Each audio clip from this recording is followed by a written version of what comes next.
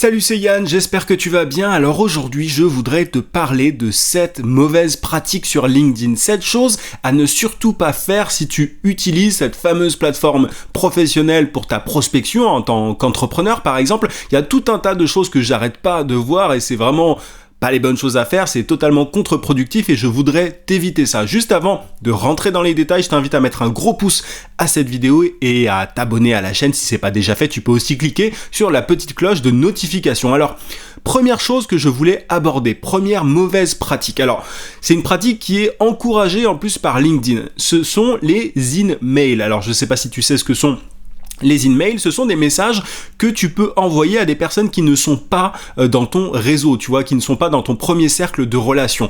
Tu connais sans doute la boîte de réception LinkedIn, tu peux parler uniquement avec les personnes qui sont dans ton premier cercle de relations, mais tu as aussi les in-mails et tu peux en obtenir en payant, tu vois, en prenant une version premium de LinkedIn notamment.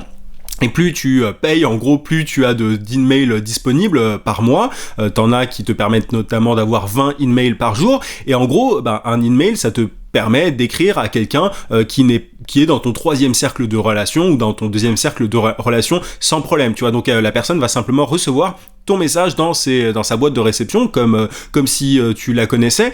Et c'est un peu comme si tu envoyais un cold email, tu vois, un email à quelqu'un qui ne te connaît pas tout simplement. Et pourquoi est-ce que c'est une mauvaise chose? Simplement parce que sur LinkedIn, les gens prennent ça pour de la pub. Tu vois, là juste ici, ta messagerie Sales Navigator. Là, moi j'ai la version LinkedIn Sales Navigator. C'est exactement ça. Les emails sont ici. Et la messagerie LinkedIn, c'est la messagerie classique que tu connais. La plupart des gens qui reçoivent des emails, et moi j'en reçois pas mal, ils prennent ça pour de la pub. Parce qu'il faut comprendre que la pub, il y a un type de pub qui ressemble aux in-mails, donc les gens ne savent pas vraiment si ça leur est pas personnellement adressé, tu vois, ou si c'est juste une énième pub. Et de manière générale, ça fait pas très personnel, tu vois, t'as pas vraiment intérêt à faire ça parce que les gens comprennent que tu as quelque chose à leur vendre. Le seul moment où ça peut être pertinent pour toi d'utiliser les in-mails, c'est par exemple si tu viens de la part de quelqu'un d'autre. Tu vois, si t'as une relation qui te recommande, qui te dit voilà, écris à X de ma part, tu peux écrire un in-mail à X et dire bonjour, je viens de la part de Y, tu vois. Et là, ça peut avoir un intérêt, mais n'écris jamais à des personnes, ou en tout cas très rarement, parce que ça aboutit très rarement, à des personnes qui ne te connaissent pas. C'est juste une perte de temps. Moi, ce que je t'encourage à faire, c'est à créer de véritables relations, à inviter des gens dans ton premier cercle de relations et à échanger avec ces personnes-là, et pas, tu vois, de juste spammer, d'utiliser tes 20 emails par mois, ou je sais pas combien t'en as aujourd'hui, mais franchement, moi, je les utilise même pas, tu vois. Je peux écrire un message là, ça ne m'intéresse pas, il y a aucun intérêt, sauf si je viens de la part de quelqu'un, mais c'est du coup c'est rare, tu vois. Donc, pour le coup, c'est encouragé par LinkedIn, tu payes pour obtenir des emails, mais c'est un peu un cadeau empoisonné entre guillemets, dans le sens où c'est vraiment pas la meilleure façon de générer des prospects sur cette fameuse plateforme professionnelle. Donc préfère plutôt les messages, tu vois, dans la boîte de réception, juste comme ici. Alors autre chose dont je voulais te parler, c'est le fait, en fait c'est une mauvaise pratique, c'est le fait de remplir ton profil LinkedIn avec des mots-clés. C'est du keyword stuffing comme on dit, en SEO notamment, c'est le fait vraiment de placer un maximum de mots-clés sur son profil. Alors j'en ai pas trouvé là pour te donner d'exemple, mais alors cette personne-là, je ne la connais pas, il n'y a pas de critique de ma part particulière, c'était juste pour t'illustrer le truc. Là pour le coup, t'as quelqu'un qui place par exemple dans son profil, sur son profil en fait, pas mal de mots: senior agile coach, start-upper, Kanban, moi je sais pas ce que c'est, hein, tu vois, je suis pas développeur ou quoi, je suis pas dans ce domaine-là, DevOps, mi-agile partenaire. Donc en gros, il place plusieurs mots-clés. C'est pas le meilleur exemple là pour le coup, c'est plutôt c'est sûrement quelqu'un de compétent, j'en sais rien, mais bon, de manière générale, tu le sais si tu suis régulièrement mes vidéos, je trouve que la description là n'est pas très complète, elle donne pas très envie, mais au-delà de ça, je voulais simplement te dire de ne pas mettre un maximum de mots-clés. Là encore, c'est modéré, bon, il y a pire, mais tu vois, ne cherche pas à mettre un maximum de mots-clés sur ton profil juste dans le but d'être référencé, parce que oui, tu vas éventuellement être référencé, mais ça va être au détriment de la clarté de ton propos, de la clarté de ton message. Il faut absolument que ton profil soit clair. Quand ta cible idéale va sur ton profil LinkedIn, il faut qu'elle comprenne directement ce que tu fais. Et voilà, le simple fait de placer un mot-clé sur la première ligne, un deuxième mot-clé sur la deuxième, etc., et de placer plusieurs fois les mêmes mots, c'est juste chiant, quoi, désolé. Donc tu vois, ça donne pas très envie. En fait, il faut trouver l'équilibre entre optimiser pour le robot, donc pour l'algorithme LinkedIn, et pour les lecteurs. À choisir, moi je t'invite à opter pour ta cible idéale. Tu vois, qu'est-ce qu'elle a envie de lire? Elle a pas envie de lire un texte avec 40 fois les mêmes mots, tu vois, avec 40 fois agile coach par exemple. Alors là c'est pas du tout c'est pas le cas, tu vois, mais bon, donc trouver l'équilibre, mais ne parle pas qu'aux robots. LinkedIn, c'est un réseau social dans lequel la personnalisation, l'humain finalement est très très important. Donc opte vraiment plutôt pour un profil LinkedIn optimisé client, tu vois, tourner client plutôt que tourner robot.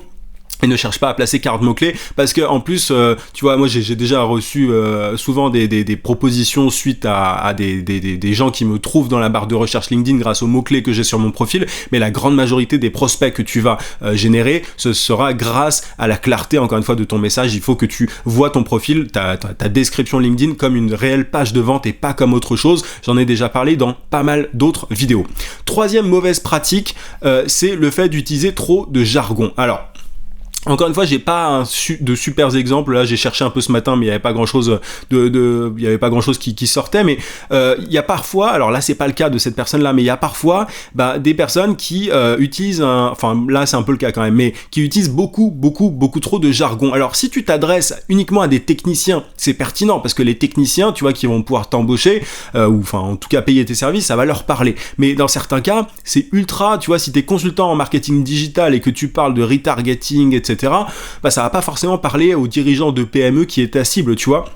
Là, bon, Scrum et Kanban, encore une fois, c'est pas la même personne que juste avant, mais voilà, c'est du jargon, moi j'y connais rien, proxy product. J'imagine que la cible de la personne, en l'occurrence, comprend tout ça. Mais tu vois, faut faire super gaffe et toujours se demander, est-ce que la personne à qui je m'adresse comprend vraiment ça? Story mapping, moi je sais pas ce que c'est, Scrum, Kanban encore, tu vois, j'en sais rien, Management 3.0, bon, je sais pas ce que ça veut dire, le Management 3.0, certifié Safe, est-ce que la cible comprend ce que c'est, la certification Safe? Moi je sais pas ce que c'est, mais encore une fois je ne suis pas la cible, hein, mais toujours il faut toujours se poser cette question là, tu vois, et se dire, est-ce que, encore une fois, mon client idéal comprend ce que j'écris sur mon profil. Product backlog, alors je lis pas tout, tu vois, mais faut vraiment faire gaffe, parce que certains se disent, oui, ça fait pro, tu vois, de mettre des mots-clés à droite à gauche, ça fait sérieux, ça montre que je connais mon sujet, etc.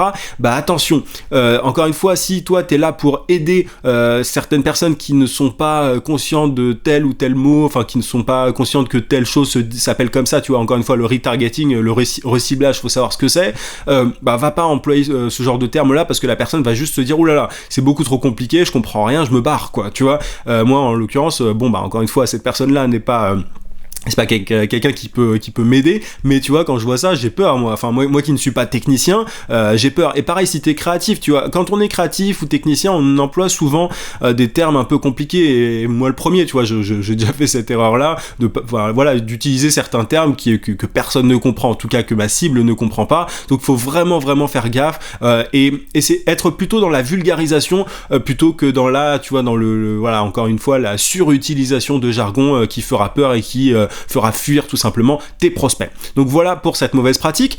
Autre mauvaise pratique, 4, se prendre pour une star. Alors, j'ai pas d'exemple là-dessus non plus, tu vois. Alors je vais te donner différents exemples après, mais attention. Alors là j'ai pas d'exemple, mais attention à ne pas te prendre pour une star sur LinkedIn. Il faut absolument parce que j'arrête pas de voir, alors là encore une fois c'est pas du tout ce que je veux te montrer, mais il suffit juste d'écouter là pour le coup. Je vois pas mal de gens qui disent voilà, moi j'ai fait ceci, j'ai fait cela, qui parlent de leur expérience, tu vois, qui parlent de leurs exploits, de leurs trophées, mais ça en fait, il faut comprendre un truc, tes prospects s'en fichent complètement, tu vois. Il faut arrêter d'être égocentré, de raconter sa vie, de se prendre pour un influenceur ou je ne sais quoi. Les gens veulent simplement que tu les aides à régler leurs problèmes en tant que prestataire de service, en tant que coach, consultant, formateur, peu importe ce que tu es, les gens s'attendent à ce que tu les aides à régler leurs problèmes, pas à parler de toi. C'est bien de montrer que tu es compétent via je ne sais quel trophée ou je ne sais quelle conférence, mais tu vois, c'est pas très utile de te montrer forcément avec un micro. Je l'ai déjà fait, mais il faut vraiment pas en abuser, tu vois, avec un micro sur une scène, etc. C'est très bien de faire ça, mais il faut vraiment pas en abuser. Ça, c'est un autre exemple que je vais te montrer après. Mais donc attention à, tu vois, ne pas raconter ta vie. Honnêtement, les gens se fichent complètement de ta vie. Ils veulent savoir si tu peux leur être utile, c'est tout. Donc attention quand niveau personnel branding, il y a des gens qui font un peu n'importe quoi. sur LinkedIn, et le problème c'est que bah du coup d'autres derrière suivent leur exemple et c'est pas du tout souvent les bonnes pratiques. Donc attention à pas raconter ta vie, attention à apporter de la valeur et à ne pas trop parler de toi, à ne pas être trop égocentré. Donc ça c'était la 4e mauvaise pratique dont je voulais te parler. Alors autre 5e mauvaise pratique, parler d'un truc qui n'a rien à voir avec ton expertise. Je voulais te prendre ce petit exemple là. Alors c'était plutôt celui-ci. Alors actuellement au moment où je te parle, il y a une canicule en France, voilà. Mais là, je suis tombé sur cette personne-là, j'ai rien du tout contre elle, et elle est sans doute très compétente, tu vois, aucune critique de ma part là, par rapport à ça, mais je tombe sur une vidéo, j'ai pas tout regardé en toute honnêteté, en toute transparence, mais je regarde une vidéo, je vois Alexandre Poulet, donc consultant SEO, et j'ai regardé, voilà, un petit peu, alors je me suis pas arrêté à 1 minute 8, j'ai regardé plus loin, mais la personne, en fait, parle de canicule, et de que fait l'État. La personne est consultante en SEO, et moi je comprends absolument pas le rapport entre son expertise. Voilà, il est développeur de visibilité, très bien. Mais est-ce que la visibilité, c'est en parlant de choses qui n'ont rien à voir avec son expertise? Je ne crois pas. Donc là, la personne donne un mauvais exemple. Voilà, c'est peut-être la seule fois qu'elle l'a fait. Enfin, j'ai un autre exemple après à te donner avec la même personne, mais je suis tombé dessus vraiment par hasard. Mais c'est pas le seul, tu vois. Il y a plein de gens derrière qui parlent de choses qui n'ont absolument rien à voir avec leur expertise. Je sais pas si je vais t'en trouver là en live, comme ça va être compliqué. Mais parfois, t'as des gens, voilà, là, en l'occurrence, on parle de canicule, mais quel est le rapport avec le SEO, tu vois? Il faut que tu sois cohérent, tu vois. Une marque personnelle doit être cohérente. Tu vas pas commencer à parler de foot, tu vas pas commencer à parler de sauf si, et ça c'est la condition importante, sauf si bah, tout ça a un rapport, si tu arrives à ramener tout ça à ton expertise, si tu arrives à ramener tout ça à ton domaine de compétence, à ton sujet, tu vois, là ça peut être intéressant si tu le fais bien, mais c'est un art qu'il est difficile de manier, et il y a plein de gens qui vont parler de tout et n'importe quoi, tu vois, parfois ça parle de politique, parfois ça parle de foot, parfois ça parle encore une fois de canicule, donc de météo, là peut-être que la personne, tu vois, elle parle, elle ramène le sujet à elle à la fin, mais est-ce que tu vois, elle va ramener les bonnes personnes avec ce sujet-là? Elle est consultante en SEO. Voilà, tout le monde est touché par la canicule aujourd'hui et cette semaine, tout le monde est intéressé entre guillemets par ce sujet, mais du coup, voilà, quel est le rapport avec le SEO? Est-ce que ça va toucher sa cible principale? Je crois pas, tu vois, ça va attirer des gens, mais c'est pas un contenu qui est très, tu vois, il est pas en mode sniper là en fait, et c'est du coup une mauvaise chose sur LinkedIn. Donc attention à ne pas parler de tout et n'importe quoi sur LinkedIn. Il s'agit pas simplement de publier, peu importe le sujet pour obtenir de la visibilité. Ça n'est pas comme ça que ça marche, et c'est ça qui est très difficile à faire pour certains. C'est de réussir à publier régulièrement et en même temps d'être pertinent, d'être cohérent avec son image de marque. Donc attention à ne pas parler de tout et n'importe quoi et de juste faire le buzz, tu vois. Là je scroll, mais encore une fois ce ne sont pas des exemples par rapport à ce que je suis en train de te dire, mais voilà, attention à ne pas juste chercher le buzz pour le buzz. Il y a de plus en plus de gens qui font ça. Essaye de te faire connaître simplement pour tes compétences, par rapport à simplement, voilà, à ce que tu sais faire, par rapport à ton expertise, et pas par rapport à la canicule ou je ne sais quelle politique ou quoi. On s'en fiche, tu vois. Ok, je sais que LinkedIn se transforme un petit peu en Facebook, mais attention à ça, c'est pas bon pour ton image de manière générale. Liker tout et n'importe quoi, ça c'est une autre chose. Il faut comprendre que quand tu vas sur, ah oui, c'était cet exemple là que je voulais te donner, non c'est pas celui-ci, je sais plus où est-ce qu'il est, mais en fait quand tu likes quelque chose sur LinkedIn, les autres le voient, tu vois. Par exemple, alors je sais pas si je vais t'en trouver un d'exemple là pour le coup, mais quand tu likes un truc sur LinkedIn, voilà, on voit, alors non pas là, tac, je vais pas t'en trouver pour l'exemple, dommage, mais tu vois en général en haut, X a liké telle publication, tu vois, et du coup, bah, si tu likes, voilà, Dia a commenté ceci, ou alors a liké ceci, si tu commences à commenter ou à liker des choses qui n'ont rien à voir avec ton domaine d'expertise, bah, les gens de ton premier cercle, tu vois, qui vont voir ça sur leur fil d'actualité, ils vont pas trop comprendre, et ça te dessert en fait sur le long terme, tu vois. Si tu commences à liker des trucs par rapport à la canicule ou à la politique ou au foot ou je ne sais quoi, bah ça va te desservir, ça va pas t'être utile. On va se dire, voilà, qu'est-ce qu'il raconte celui-ci. Moi j'ai eu même honnêtement j'ai même vu des trucs racistes sur LinkedIn, etc., enfin des trucs absolument ignobles. Donc voilà, bon, tu vois, on n'est pas sur Facebook, on n'est pas sur Twitter ou je ne sais quoi, c'est un réseau social professionnel, donc essaye de rester cohérent et de commenter les bonnes choses, de liker les bonnes choses, et c'est pas, encore une fois, tu vas pas liker des photos de chatons ou de je ne sais quoi sur LinkedIn, ça te dessert. C'est un réseau social dans lequel, dis-toi encore une fois, dans lequel en fait tes prospects, tes clients potentiels peuvent te trouver. Donc si tu racontes n'importe quoi, si tu insultes les gens, si tu tiens des propos haineux ou je ne sais quoi, si tu commentes, si tu likes des trucs qui n'ont rien à voir, ça n'a aucun intérêt et ça te dessert totalement encore une fois.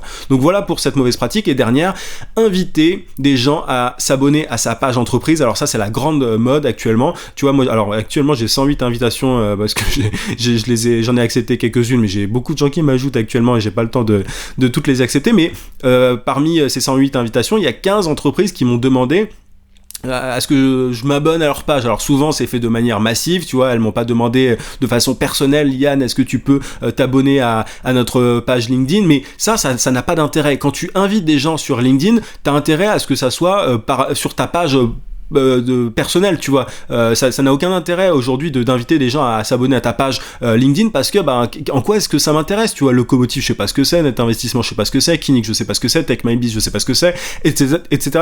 Toutes ces boîtes là, elles devraient presque avoir honte de faire ça, parce que ça n'a aucun intérêt. Elles se disent oui, on va choper des abonnés, etc.